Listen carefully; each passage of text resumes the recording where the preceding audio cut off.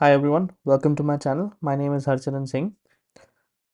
आज हम बहुत ही इम्पोर्टेंट टॉपिक कवर करने वाले हैं, जो कि एक इंटरव्यू देने जा रहे हो तो बेसिक एक्सेल के क्या क्वेश्चंस आपसे पूछे जा सकते हैं और उसके क्या आंसर्स आपको देने चाहिए, ये आज हम कवर करेंगे। मैंने एसोसिएट से लेके सीनियर मैनेजर तक सब लेवल के इंटरव्यूज़ लिए हैं और क्या क्वेश्चंस मैं पूछता हूँ जिसमें कि मुझे एनालाइज हो जाए कि वो बंदे को एक्सेल आता है कि नहीं आता है, मैंने अपने एक्सपीरियंस से तैयार किए हैं और इससे ओवरऑल ये एनालाइज हो जाता है कि वो बंदा कंपैटिबल है एक्सेल में, स्किल्स हैं कि नहीं है। चलिए शुरू करते हैं।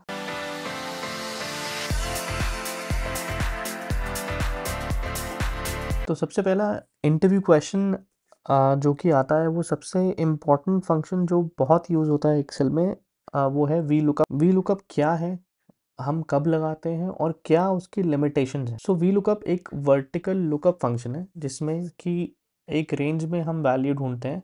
फॉर एग्जांपल रेप में, जैसे रेप वाले कॉलम में हम ढूंढेंगे एंड्रू, उसके आगे जिस कॉलम में वैल्यू हमें चाहिए वो कॉलम नंबर देके हम वो वैल्यू उठा लेंगे। वर्टिकल लुकअप फंक्शन है जहाँ रो और कॉलम मिलता है, उसकी वैल्यू निकाल के दे देता है वी लुकअप। वी लुकअप की क्या लिमिटेशंस है? वी लुकअप की लिमिटेशंस है कि वी लुकअप हमेशा लेफ्ट से राइट में लगता है। मैं रेप से टोटल उठा सकता हूँ, आइटम से टोटल उठा सकता हूँ, लेकिन मैं टोटल से उल्टा नहीं जा सकता रीजन या रेप या आइटम में। ये लेफ्ट से राइट ही लगता है, राइट से लेफ्ट नहीं लग सकता। इसके लिए आपको इंडेक्स मैच या और कोई फंक्शन यूज़ करना पड़ेगा। इस लिस्ट में जो पहला जोन आएगा उसके अगेंस्ट के आपकी वैल्यू दे देगा, भले ही उस लिस्ट में और दोबारा भी जोन आ रहा है, फिर भी आ रहा है, तो आपको सिर्फ पहली वाली वैल्यू उठा के देगा। ये सेकंड लिमिटेशन है वी लुकअप की।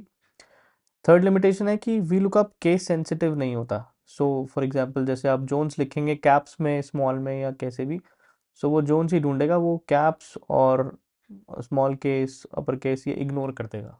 केस सेंसिटिव नहीं है। और अगर आप बीच में, फॉर एग्जांपल अगर आप वी लुकअप लगा देते हैं जोन से टोटल में और आप यहाँ पे एक कॉलम इंसर्ट कर देते हैं, तो ये वी लुकअप फंक्शन हिल जाएगा जब अगर आपने कॉलम नंबर दिया है यहाँ पे। ये एक लिमिटेशन है, आप बीच में कॉलम इंसर्ट नहीं कर सकते हैं। ये कुछ लिमिटेशंस है। कैसे हम लगा सकते हैं, क्या उसका सिंटेक्स है, ये हम यूज़ करते हैं। नीचे आपको एग्जाम्पल देते हैं। एक मैंने डेडिकेटेड वीडियो बनाई है वी लुकअप के ऊपर, मैं आई बटन में उसका लिंक दे दूंगा, डिस्क्रिप्शन में भी उसका लिंक दे दूंगा, आप जाके देख सकते हैं। उसमें बहुत सारे वी लुकअप के वेरिएशंस भी हैं। वी लुकअप नॉर्मल वाला, V lookup with one, approximate match, V lookup match, वो सब उसमें एक्सप्लेन्ड है, आप जाके देख सकते हैं। यहाँ पे प्लेन वनीला आपको वी लुकअप लगा के दिखा देता हूँ मैं कैसे लगाते हैं। नेम है जार्डीन और इनके यूनिट सोल्ड चाहिए, इन्होंने कितने यूनिट सोल्ड किए, ये यूनिट वाला कॉलम है, ये रेप का नाम है। वी लुकअप कैसे लगाएंगे? Equal to V lookup. अब पहले पूछ रहा है ये लुकअप वैल्यू क्या देखना चाहते हैं आप। मैं देखना चाहता हूँ Jardine which is this, select करेंगे, कॉमा टेबल अरे, कहाँ देखना चाहते हैं आप। ये हमेशा उस कॉलम से शुरू होना चाहिए जहाँ पे ये नाम है या ये वैल्यू है। जैसे मुझे नाम देखने हैं तो मैं इस कॉलम से शुरू करूँगा, ना कि यहाँ से या यहाँ से। जहाँ पे ये वैल्यू वहीं से शुरू करूँगा और राइट की तरफ लेके चलूँगा जो हमें कॉलम चाहिए। ये तीसरा नंबर कॉलम है, ये देखिए, ये फर्स्ट है, ये सेकंड है, ये थर्ड है। इसको मैं आगे भी लेके जा सकता हूँ। मुझे इससे पहले मैं इसे लॉक करूँगा F4 दबा के, कॉमा, हमारा कॉलम नंबर यूनिट्स के लिए 3 है, तो उसके लिए हम कॉलम नंबर 3 डालेंगे, कॉमा 0 फॉर एग्जैक्ट मैच। यहाँ पे देखिए जार्डीन का 36 आ रहा है, चेक कर लेते हैं। जार्डीन यहाँ भी आ रहा है, यहाँ भी आ रहा है। देखिए जार्डीन की 2 वैल्यूज़ आ रही हैं यहाँ पे, लेकिन वो हमेशा हमें फर्स्ट वैल्यू ही देगा। जहाँ पे वैल्यू आएगी वहीं पे वो रुक जाएगा फंक्शन, सेकंड वैल्यू नहीं देगा। वेरिएशंस देखने के लिए प्लीज़ वीडियो का लिंक डिस्क्रिप्शन में है, आप जाके देख सकते हैं, पूरी डिटेल्ड वीडियो है वी लुकअप फंक्शन पे। सेकंड, एक बहुत इंपॉर्टेंट चीज़ जो आपको आनी चाहिए अगर आप एक्सेल में एक्सपर्टीज़ लेना चाहते हैं, वो है एब्सोल्यूट, रिलेटिव और मिक्स्ड रेफरेंसिंग। इसका क्या मतलब होता है?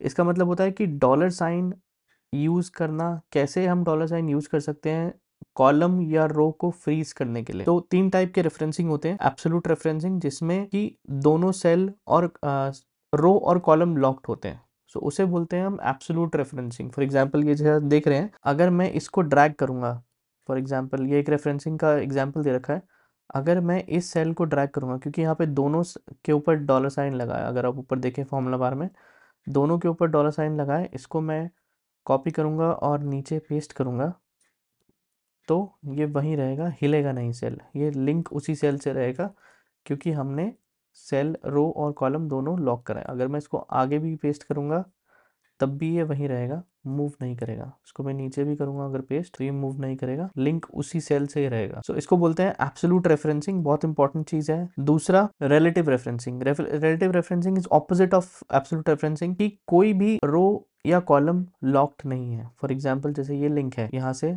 अब इसको मैं कॉपी पेस्ट मारूंगा, अगर मैं इसे कॉपी करता हूँ और पेस्ट मारता हूँ तो ये हिलेगा पर नीचे, जैसे भी मैं पेस्ट कर रहा हूँ। अगर मैं राइट में भी इसको पेस्ट करूंगा तो ये राइट में भी हिलेगा सेल, वैल्यू सेल की चेंज होगी और ये नेक्स्ट सेल पे लिंक हो जाएगा। तो इसे बोलते हैं रिलेटिव रेफरेंसिंग, जो कि लॉक नहीं होता, कुछ भी लॉक नहीं है, ना इसमें कॉलम लॉक है ना इसमें रो लॉक है। थर्ड टाइप की रेफरेंसिंग होती है मिक्स्ड रेफरेंसिंग। अब मिक्स्ड रेफरेंसिंग ये होती है या तो उसमें कॉलम लॉक होगा या उसमें रो लॉक होगी।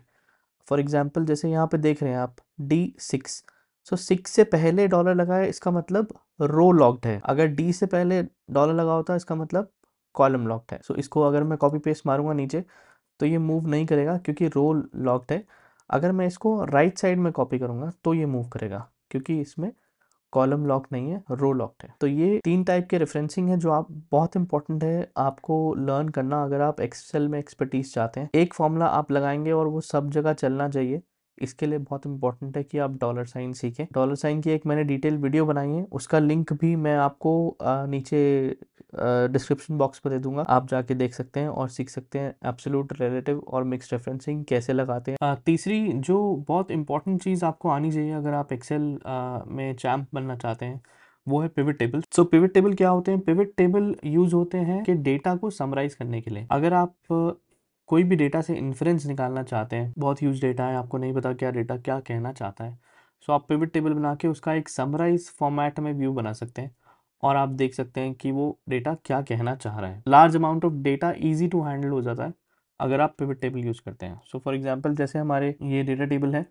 अब ये डेटा टेबल में हम देखना चाहते हैं कि यार कौन सा रीजन टॉप है, क्या आइटम बिक रहा है, ये सब पिवट टेबल से हम निकाल सकते हैं। सो पिवट टेबल बनाने के लिए हम ये पूरा सेलेक्ट करेंगे टेबल, उसके बाद जाएंगे इंसर्ट में, उसके बाद पिवट टेबल, ये पिवट टेबल विंडो आती है। इसके बाद हम इसका पिवट टेबल बनाएंगे। एग्जिस्टिंग वर्कशीट, यहाँ पे आप सेलेक्ट कर सकते हैं कि आप कहाँ बनाना चाहते हैं। मैं यहाँ बनाना चाहता हूँ पिवट टेबल, इसको करेंगे ओके। तो ये एक विंडो आ जाएगी, पिवट टेबल फील्ड्स की विंडो।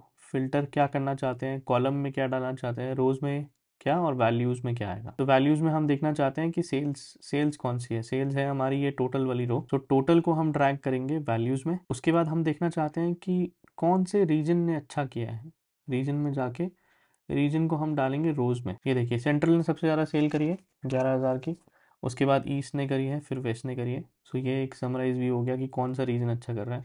सिमिलरली हम ये देखना चाहते हैं कि आइटम कौन सी अच्छी बिक रही है, तो रीजन को हम हटाएंगे और आइटम को हम नीचे रोज में डालेंगे। ये देखिए बाइंडर सबसे ज़्यादा बिक रहे हैं, फिर डेस्क बिक रहे हैं, फिर पेन बिक रहे हैं, पेन सेट, पेंसिल। तो ये स्प्लिट है जो सेल्स हुई है उसका।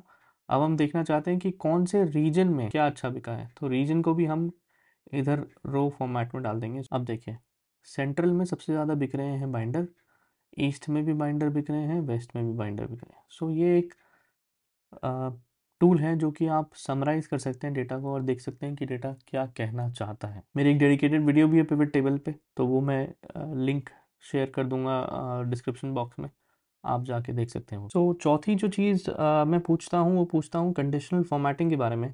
सो अगर एक आप एमआईज बनाते हैं, आप डैशबोर्ड्स बनाते हैं, तो आपको ये पता होना चाहिए कि आप क्या हाईलाइट करना चाहते हैं। सो कौन सा एरिया है जहाँ सीनियर मैनेजमेंट को फोकस करना है, कौन सी चीज़ लैग कर रही है, ये सब आप कंडीशनल फॉर्मेटिंग से हाईलाइट कर सकते हैं। तो फॉर एग्जाम्पल यहाँ पे हमारे पास एक टेबल है जहाँ पे ये रेप की सेल्स है। हम इन रेप्स का टारगेट जो था वो था 700, ठीक है। अब ये टारगेट के अकॉर्डिंगली हमें देखना है कि कौन अच्छा कर रहा है, कौन बुरा कर रहा है, कौन एवरेज कर रहा है, ठीक है। उसके लिए हमें ये रैग लगाना है, रेड, जो कि 500 से कम जिसने सेल करी है वो रेड है हमारे लिए, 500 से 700 जिसने करी है वो एम्बर है, और जो 700 से ऊपर कर ली जिसने टारगेट मीट कर लिया वो हमारे लिए ग्रीन है। तो ये हम सीनियर मैनेजमेंट को लगा के दिखाना चाहते हैं कि कौन सा बंदा है जो काम नहीं कर रहा है। इसको हम सेलेक्ट करेंगे, होम में जाएंगे, कंडीशनल फॉर्मेटिंग में, हाईलाइट सेल रूल्स। अब यहाँ पे हमने सबसे पहले लगाना है रेड। रेड का है कि लेस देन 500। सो इसमें हम जाएंगे लेस देन पे, ये विंडो आएगी। या तो हम सेल से भी लिंक कर सकते हैं, नहीं तो हम मैनुअली डाल देंगे यहाँ पे 500 यहाँ पे हम इसको कस्टमाइज करेंगे, हम इसको फिल करेंगे रेड से और फॉन्ट होगा, ओके करेंगे, ओके करेंगे। सो ये देखेंगे जो भी 500 से नीचे वाले हैं वो सारे रेड हो गए। अब हम लगाते हैं ग्रीन वाला rule which is greater than 700। हम ग्रेटर देन चूज करेंगे, यहाँ पे हम लिखेंगे 700। अगर हम सेल भी चूज कर सकते हैं, अगर सेल में ये वैल्यू डाली हुई है तो डायनामिक बनाने के लिए। तो इसमें हम फिल में जाएंगे, कलर में जाएंगे, ग्रीन चूज करेंगे, ओके करेंगे, ओके। सो जिन्होंने टारगेट मीट कर लिया वो ये 3 लोग हैं। अब हमें चाहिए एवरेज परफॉर्मर कौन है। So conditional formatting, highlight cells, between. अब हमें बिटवीन किसके चाहिए, 500 और 700 के बीच वाले हमें करने हैं एम्बर। इसमें हम फिल में जाएंगे, एम्बर चूज करेंगे, ओके करेंगे, ओके। अब ये देखिए हमारी कंडीशनल फॉर्मेटिंग लग गई। अब जैसे ही ये डैशबोर्ड सीनियर मैनेजमेंट के पास पहुंचेगा वो सबसे पहले देखेंगे अरे ये तो रेड में बैठे हैं बंदे। तो ये बहुत इंपॉर्टेंट टूल है जिससे कि आप हाईलाइट कर सकते हैं अपने सीनियर मैनेजमेंट को कि क्या क्या चीज़ लैग कर रही है, किस पे हमें फोकस करना है। सो लास्ट पॉइंट जो एक्सेल में बहुत इंपॉर्टेंट है वो है लॉजिकल रीजनिंग फंक्शन हम कैसे लगा सकते हैं। अगर कोई क्राइटेरिया मीट हो रहा है तो क्या करना है, नहीं मीट हो रहा है तो क्या करना है। सो इसके लिए एक फंक्शन है इफ़, जो हम लगा के देख सकते हैं। ये इफ़ फंक्शन की मैंने एक डिटेल वीडियो बनाई जिसमें मैंने कवर किया है if function, double if function, if और एंड फंक्शन कैसे यूज़ कर सकते हैं, इफ़ और फंक्शन कैसे हम दोनों यूज़ कर सकते हैं एक ही फॉर्मूला में। सो आप जाके देख सकते हैं, डिस्क्रिप्शन में उसकी लिंक दे दूंगा। अभी के लिए हम इफ़ फंक्शन लगा के देखते हैं। सो यहाँ पे पहली कंडीशन है कि अगर इनका जो सेल्स है वो 700 से ऊपर है, ठीक है, if the sales is greater than 700 तब इन्होंने मीट कर लिया target, otherwise not met. So ये हमें लिखना है। ये हम कैसे कर सकते हैं इफ़ फंक्शन से। सो इक्वल टू लगाएंगे हम इफ़। सबसे पहले ये पूछा है लॉजिकल टेस्ट। लॉजिकल टेस्ट क्या है कि अगर ये sale which is sales greater than 700 है, this is the logical test, comma, तो आप लिख दो मेट, या आप कोटेशन मार्क्स में डाल देंगे क्योंकि टेक्स्ट है, कॉमा। अगर ये नहीं मीट हो रहा, वैल्यू इफ फॉल्स, तो आप लिख देंगे not met, bracket close, enter. अब इसको हम कॉपी करेंगे और ये पेस्ट कर देंगे नीचे। तो जहाँ जहाँ नहीं मीट हुआ ये देखिए वहाँ पे इसने नॉट मेट दे दिया। तो ऐसे हम इफ़ फंक्शन यूज़ कर सकते हैं। आप डिटेल में दूसरी वीडियो भी देख सकते हैं जिसमें आपको ये 3 एडिशनल भी लगाने आ जाएंगे, डबल इफ़ एंड और इफ़ और कैसे हम यूज़ कर सकते हैं एक ही फॉर्मूला में। सो अगर आपने कुछ भी नया सीखा हो आज, so please like the video and subscribe to my channel. Thank you.